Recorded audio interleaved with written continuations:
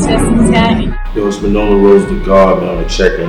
I just cashed out luxury tax. You already know what it is. What's going on, y'all? It's your boy Taco here with Luxury Tax, and guess who's catching in with us this week? Manolo Rose. What's going on, bruh? I'm alright, man. How you doing? Chilling, man. How's everything going? Great, man. Great. God is good. All the time. So listen, let's jump right into it. So Manolo, Right. your project came out season 1. Right. Really dope. I fuck with it. It's a banger. Yeah, So it came out in May. So with Right. a few music projects that's under your belt, why the name season 1? Oh, we kind of doing it as if it's like a series, like a TV series. Okay. So that's kind of like the reason behind the name. Okay. So it's gonna be, another one. Just gonna be a continuation of what was already there. So we're gonna put the season 2 out and shit like that. Okay, dope. So with season 1, so one great formulated project, I would definitely say. Mm-hmm. So when it comes to being different seasons, what makes this season 1 project impactful? I would say just from the climate of everything that's going on right now. Mm-hmm. You know what I'm saying? It kind of fits the mood and the time as to like how everyone's feeling. Kind of, so, you know what I mean? So that's what kind of makes it, connect with people, because it's like this is what people are going through at this point right now. Especially like summer, the records like Dan Green and stuff like that. You know what I'm saying? Chilling with your girl. You know what I mean? Vibing out. You know what I'm saying? Yeah. So it kind of just fits the mood. And I definitely think with season 1, it is a lot of bops on there. It's a great vibe, and I've been seeing that it's getting a lot of great recognition on Twitter. Yeah. People showing so much love to you and stuff like that. So how does that feel to, have all of these fans, stuff like that, just showing you like all this love? Well, it's it's an overwhelming feeling, I would say. You know what I'm saying? Because you really don't know what you're gonna, what the feedback is gonna be. Because it's like, when you create art, it's like, you might love it, you know what I'm saying? And then everybody else can hate it. It could be some shit you hate, and then everybody else love it, you know what I'm saying? But that's the cool thing about music, because it's like, I'm making it for me. So whether you like it or not, you still listen. Right. You still got the stream, you still got the play. Right. So I feel like it's like a numbers game in a sense. So how I see it is, if I was an artist, it's like, all right, 1 out of 10 people who ain't fuck with it, the other 10 definitely fuck with it. Right. And that's the cool thing. No, definitely, because just all this shit is subjective anyway, you know what I mean? So exactly. So there's no way to really get around that, So this is what it is. It is what it is. So, in your song Blue Cheese, which I think is really fucking dope. If y'all didn't hear it, definitely go hear it. You say a certain lyric that kind of stuck with me. Uh-huh. So something that you stated was, if this was the 80s, I'd probably have me a song.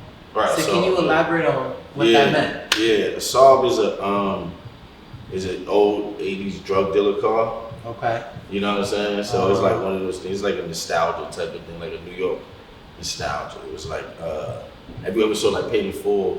Yes. Remember he had the black Saab, and he was like, oh, you got the Saab with the BBSs, you know what I'm saying?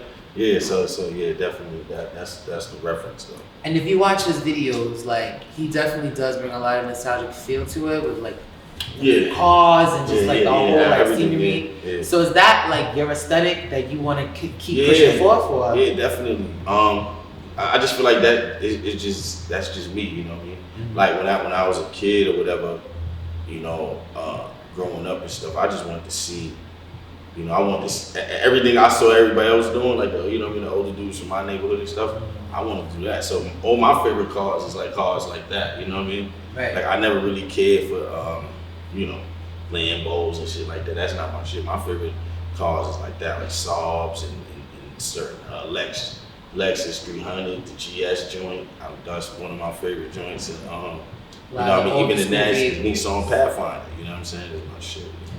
And that's cool too, because a lot of kids, when they're on the block and they see these like big time, hustlers outside with these big cars, it's like, oh, I want that one, or I want this one. Yeah. So it's cool that it's like, you yourself, especially in your videos, you're having these different nostalgic cars. Right. People who are watching like, oh, Manolo has that. You know what? Now I want that. Yeah. So it's like you kind of bringing back like an older trend that, I feel like never should have left. No, definitely. You know what I mean? 'Cause I think that's one thing that happened here is that we got so caught up on what everybody else is doing. We kind of navigated and gravitated away from what we were doing and gravitated to what they were doing. You know what I mean? Exactly. We kind of left from the shit that we had. And I think it's cool too that, you know, especially in this time period, it's like, although we're making, you know, strides to be innovative and stuff like that, a lot of the older trends is being pulled back. Yeah, because I think, you know, it's one of them things you just can't escape from. You can't. You know, because I think that now we kind of looking at things that that were done before, and we're kind of now seeing them and going, yo, you know what, that was really dope. You know what I'm saying? We need to do that again, and that's what's happening. And I think that to some degree, everything is just going so far somewhere else. It's like it kind of feels good to come back and revamp something. You know what I mean? And see like what we used to do and how we can just elevate it now. Right. We got Baby Fat coming back. Right. Sean John reinventing his whole brand. Right. I'm a fan of it. Definitely got a couple of tracksuits in my closet. So I think it's cool to, you know, kind of just realize that like if it wasn't broke, let's not change it. Yeah. So how has Manolo Rose, you know, grown musically since, you know, your first project to now? Oh man, you know, I'm just a lot more smarter. Okay. You know what I'm saying? And just in a total different headspace. You know, because as you know, in this business or whatever, you realize that it is a business. You know what I'm saying? It's while you're navigating through it. So that's the biggest overall change. You know, so I would say just from that standpoint, I've grown tremendously. You know? And I think in order to be successful, you need to grow. Because no, you do. If you're not growing, especially in our industry, it's hard for people to want to continue to connect with you because if you're so stagnant, it's like, all right, you're relatable for a little bit, but it's like, where are you progressing to now? Right. What do you do? Yeah, no, it's true. You know, I think that's one of those things you just. It's sort of like you can become a dinosaur. You know what I'm saying? Exactly. You know what I mean? Become extinct if you don't evolve with what's going on during the time and within yourself too. You know. And then you lose touch with your fan base. Right. Because it's like, how can I continue to relate to this person if like they give me the same material that they've been doing for years? You know what I mean? Right. It's the same story. Like, what's the different narrative? Like, how do you grow? How do you change? Yeah. True. So I definitely respect that too. So you know, being signed to Roc Nation, which is like really great accomplishment. If y'all didn't know, he's really dope. So how do we even get to this place of, you know, being under the label, and how was your first time meeting Jay-Z? Well, my first time meeting Hov, it was a weird encounter. I was going through the hallways. I just like I don't know if I just finished signing the papers or was it like the next day or something like that. Could have been one of them two, but I was just navigating through the hallways, just going. I think I went upstairs to like the title side or some shit like that, and I seen Blue Ivy. She like ran out of the hallway, well, out of his office. So she must have been like, probably was bringing his daughter with him to work or some shit. Right. And so she runs out. So he grabbed her hand, trying to like stop her or whatever. But as he's doing it, he looked down the hall. And he see people down there. So he saw me. She ran down. He, came and just was like, yo, what up? And we just, chopped it up for a little bit. I seen her, I'm like, oh shit, it's really Blue Ivy. Right. Like I'm really in front of like the whole superstar. Yeah, it was weird as fuck. That's cool though, especially like being signed to such like a big, label, and Jay-Z being so untouchable and so awesome in his own right, becoming a billionaire. Right. Like, how does that feel to, now aligning yourself with people who are so successful? Well, it's like you see the endless possibility, you know what I'm saying? Right. You know what I mean? And all things become possible because you're watching this shit and you're seeing a person like him and it's like, yo, you started from where he started from. So it's endless, you know what I'm saying? And as you watch his moves, you can make his moves even earlier than he did because you've now seen somebody do it. You know what I'm saying? So you can reach to his plateau even quicker now. And he's touching it in a lot of his songs, especially seeing how he gave up on a deal. He could have owned his home back in Brooklyn and gave up on it, and now it's worth millions of dollars. So it's you get to kind of see a lot of his mistakes. Right. You, especially because you up close in person, you right there. That's what I'm saying. So if you just pay attention to that, you can reach his plateau even faster now. Exactly. Yeah. Well, any tips you get, definitely share, because I'm trying to reach the plateau too, man. Right. So, on the Roc Nation roster, you know, is there a top pick that you would like to collaborate with if you were given the chance? Oh, man. I know, I kind of just stumped you a little bit. You can take a second to think about it. Probably my favorite artists over there is like J. Cole, Meek, and Yo Gotti. That's probably the top 3 right there. That'd be a whole dope bang if y'all all on one record. We gonna speed that to existence. So if y'all watching this, man, he done said it, so we need that record. Right, 2020. So you also have a dream project out right now too, 183rd. Right. Which I definitely heard. It was really dope. Right. So, he's worked with many top people you guys don't know. He's worked with Casanova, French Montana, so many people, ASAP, Kendrick Lamar. So it's like, how, that project come about, like? Oh, well, Third, that's my man. He just, he hit me one day and was like, listen, let's put something together. Cause we always was talking about it, hinting at it for a long time. Exactly. And then, we just got in and was like, you know what, let's just do it. You know what I'm saying? Right. And we came together, put like 2 weeks, sat in the studio for about like 2 weeks, and just knocked the joints out, and then just put it all together like that. Can we expect another collaboration project with him, or even with other artists? Well, definitely with him. We're working on one right now. Okay. You know what I mean? We just started the recording process day before Thursday. Okay. It's like Saturday, so we started Thursday. I'm doing that. Also, I'm doing a project with Reezy, so I'm gonna do that at the same time. So I'm working with both of them right now at the same time. Wow. Okay. When can we expect those release dates? If you can share. I'm not sure. Like fourth quarter? Because it's all in the baby stages, so since infant stages. So we just stockpiling on the beats and concepts and stuff like that. Yeah. So how do you get your mind working when it comes to creating? So like, is there a certain routine you do? Is there like a certain regimen? It's like, all right, closing the door, no one bother me, my pen and my paper, like how? My whole process is just, we all in the studio having fun, you know what I mean? Okay. So it's just easier because the ideas just bounce from back and forth between everybody, because you can feel everyone's energy in the room, you know what I'm saying? So everything could just start from a joke, you know what I'm saying? And somebody just says something that's funny. No, it's true. Turn it into a song, you know what I mean? So that's really my process. I don't really like being in the studio and shit by myself. I like when everybody's there, we go all chip in and, you know what I'm saying? And make the and give feedback. Right, give feedback and things of such nature. All right, dope. So many people also may not know this, but he also is a songwriter. Right. So, can you touch on some people you've written for records for? I wouldn't do that to nobody, but yeah, I've written, a lot of. Couple of bangers, we could say. Yeah. We'll put it like that. Yeah. A lot of your artists will probably wrote a couple bangers for them. Right, definitely. But yeah, that's another thing that I just love doing too, because like right now I'm working with like a bunch of girls and stuff right now, so I'm doing a lot of that stuff now. But yeah, that's the fun part too, because you get it's almost as if you it's like you're an actor, and you you get to be a whole other character, you know what I'm saying, for someone else, so that's another thing too right there. If you had to choose one, would you rather be a songwriter, since you can just kind of express anything that you want to say, or would you rather be in front of the camera if you had to choose one? I'm not sure. Because a lot of artists, like Neo and Esther Dean, there's so many people who, Carrie Hilson, they go behind the pen, write bangers, and they also come back out. I think I think being behind the scenes is a little bit, it's less stressful, I'll say that. Okay. Because if you,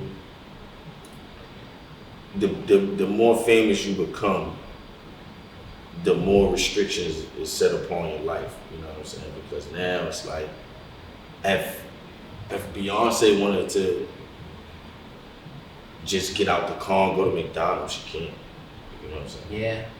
Yeah. But the chick who is writing that shit, sis could be in a whole hoodie and y'all wouldn't even recognize who she is. Like, she can just do whatever she wants, and she got money too, you know what I'm saying? But that's what I'm saying. That's the only thing, that's the only drawback of like being in front of the camera, is like, the bigger you get, the less things that you can actually do. And that's, I think, even for myself, like as like I grow in my career and seeing other people grow in their careers as well, it's tough because it's like once people know who you are and they really see you on like a daily basis, it's like you take one picture with somebody, you got like 30 other motherfuckers. Oh my God, I need a picture with him. Yeah, then it's like you don't want to turn them down, but then you turn one person down. There's a problem. Yeah, all of those things. So you kind of like held. It's as if the more famous you become, you get even held to a higher esteem. You know what I mean? Wow. You see people say like, "Oh, why you arguing? Why you going back and forth with him? You know what I'm saying? You got all this money. Why you doing that for? You know what I'm saying? You this big. Why you arguing with a dude on Twitter?" It's like, well, you still a human. That's still a human being, right? So the same shit you would do, this person's doing the same stuff. You know what I mean? I think we forget that although we're all in this media space, we're not superhumans. Like, right. I feel like people have to understand that it's like, I was in the same space as you at one point where like, I was trying to make it, and now I'm here, and just because I make a little more money, that doesn't take away the human factor. Right. That's right, exactly. You know what I mean? I think that people, they expect you to have, it's almost as if it comes with, they hold you to a higher standard, then they expect you to be more intelligent because you got famous. So niggas even thinking you smarter. So now it's like an issue. You know what I'm saying? So it's bugged out. Like with money, people think because you get money or you get some type of fame, some type of celebrity, then it just automatically comes with some form of intelligence, and it doesn't. And I think that's an issue too, especially like as you do get money, you do surround yourself with obviously different people as you get bigger. Right. People even get upset with the vocabulary you use, where it's like, fuck you, me. And it's like, I'm not trying to make you feel stupid. I'm just utilizing the skill sets that I was blessed to even like obtain with like people I'm around. That's true. So I think we gotta remember, like, I don't care if you see Beyonce, like she's still a human, and if she decides to curse somebody out, then I mean, hey, like, listen, like she's a human being just like y'all. So you know what I mean? Right. So, and speaking of, you said that you working with women and writing stuff like that. So Jermaine Dupri had made a statement this, recently, quoting saying, today's female rappers sound like a bunch of strippers. And I guess, maybe like the pen game or like what he may feel like isn't as strong as I guess it was beforehand. So for you, like, what's your take on the matter? Like, do you have some like, take on it or? Yeah, I mean, me personally, I don't give a fuck, but I do understand what he's saying because it to some degree is true. At the same time, these are the things that people want to hear. These are the things that women want to say, and other women like it. You know what I mean? I mean, at this point right now, I mean, what would you want them to do? You know what I mean? You got the females like Rhapsody and stuff like that, which really dope. Like really rap and and all of that. But it's like, well, go focus on that. See, I think sometimes when we make comments like that, we don't realize it says a lot about yourself, because if that's what you're choosing to focus on, because that's what you're listening to, then that's on you. Because now we're in a different age. You know what I'm saying? Yeah. You could block all that shit out and go listen to Rhapsody all day. Well, you won't even know what the fuck they doing over there. You know what I'm saying? He's focusing on that himself. So I mean, I just don't understand that. I think especially as viewers and consumers, because even though we're all in media space, when we're looking at somebody else, we're the viewer now. Right. So I feel as though, there's enough room for different types of females.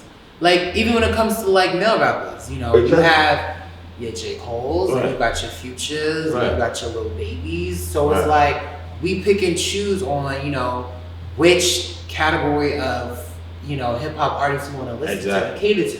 And that's okay. You don't got to listen to all three. You can listen to just the J. Cole. Right. You have the Manolo Roses. You know what I mean? Right. So I think that, and I'm not saying his comment was bad or anything, but I think that once we stop limiting ourselves to what the media is pushing out, that's my whole point. Yeah, exactly. I think that we'll be in a better space where it's like comments like that won't exist, because we're just looking at what other media people are. The crazy thing is that, you can't get mad at a person for making a record, and then when people enjoyed it like that record, expecting to do something different. That doesn't make sense. Right. You know what I'm saying? Like, that's like me saying, like, okay, well, they like this song. I ain't never doing that shit, and I'm gonna go do something else. That just doesn't make any sense. I'm gonna give you what you want.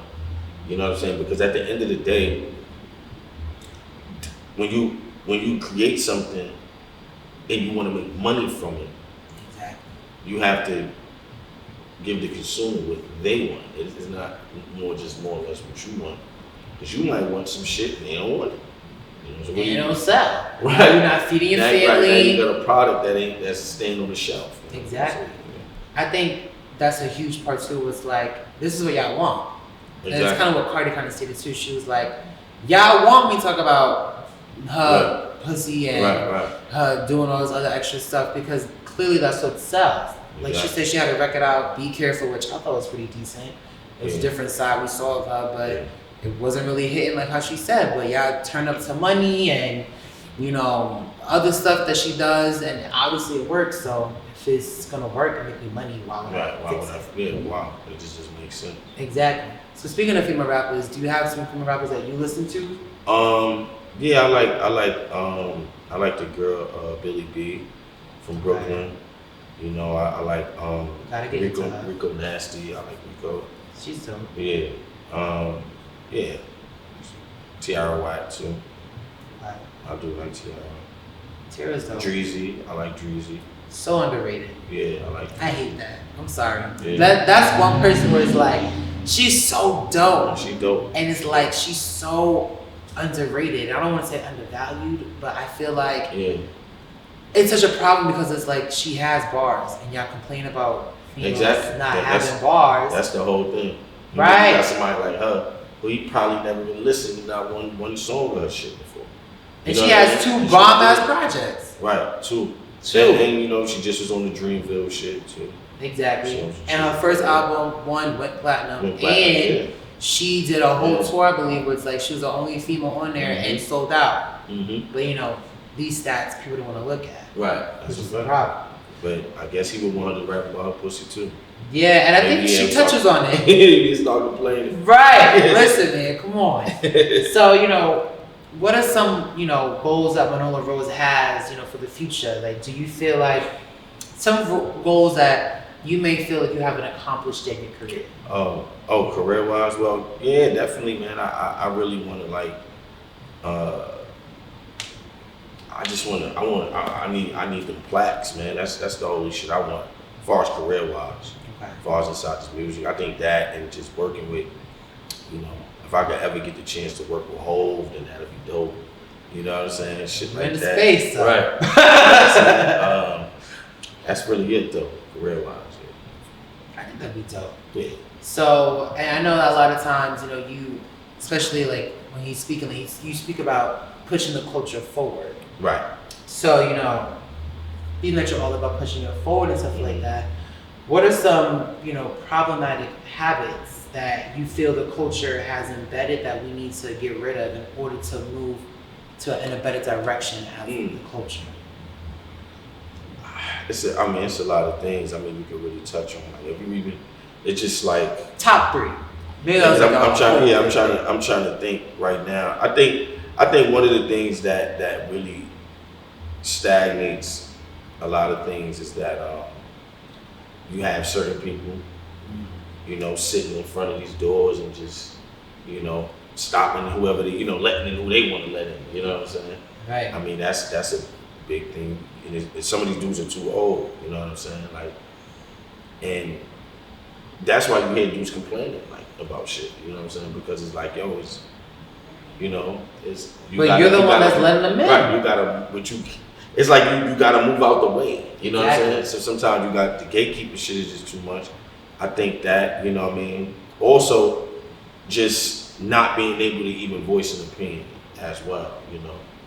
That's another problem, you know what I'm saying? That stagnates a lot of shit. It's like you can't even say what you don't like or do like. So even like him saying what he doesn't like, it shouldn't be a thing where I'm upset and we're all angry at him because he said he doesn't like something. Right. You know what I'm saying? So that's something that he should be able to say, like, I don't like that. And that's okay too, you know what I mean? That's what I'm saying. That's why we just was pointing out other places you can go, find the shit you do like. You know what I mean? I think that's a problem in itself because we don't even know. We're not even looking on where we can find alternatives. Exactly. And that's a problematic issue that we have as well. Exactly. And I think something else too is like, even as artists, right? You know, y'all don't study the craft. It's true. So it's like if you're not studying those before you, you're not giving recognition those out before you. Right. Ain't not doing your homework. That's how true can too. you pass the test? Yeah, you know, it's like one of those things where I think we got so caught up on everybody doing whatever the hell they want to do.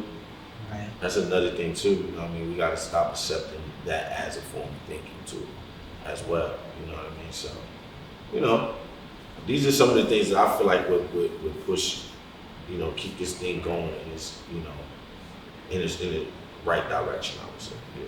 Well, I think we should have Manolo Rose as a leader because, you know what I'm saying? This man got a lot of knowledge that's embedded in him. And I feel as though that, you know, we need leaders like this because it's like you guys have a lot of good knowledge on your shoulder. Shit, you push me in the front, they fuck around and assassinate me. Well, listen, I'll be right behind him like, listen, I got his back, man. You can assassinate it together. But it's serious. Like, I think that even with social media, like, I think that's a huge... Although it has helped some people's careers, right? And you know, I'm never gonna knock that at all. I feel like that's a great platform to use. I use it for myself, right? But I think we all use it. But I feel like with social media, sometimes it's a downfall to it too. And I think sometimes, you know, it becomes this thing where like now we're just letting anybody hop on anything. You know, it's so crazy because it's like